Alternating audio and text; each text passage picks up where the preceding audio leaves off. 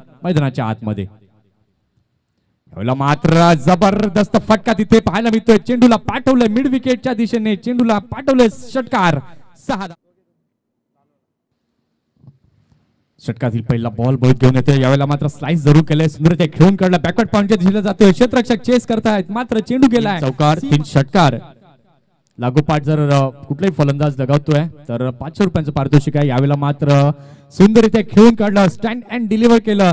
चेंडूला पाठवलंय सीमा रेषा पार.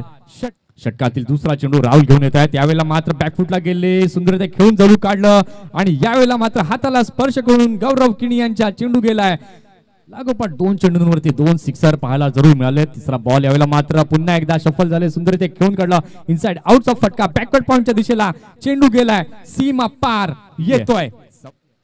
हा चेंडू 22चं इक्वेशन बघूया. षटकातील पुढील बॉल यावेळेला मात्र बॅकफुटला गेले. काय जबरदस्त आहे. ताकद नजाकत भरा शॉट पाहायला मिळतोय. चेंडूला पाठवलंय सीमा रेषा पार. धावा या बनवल्यात.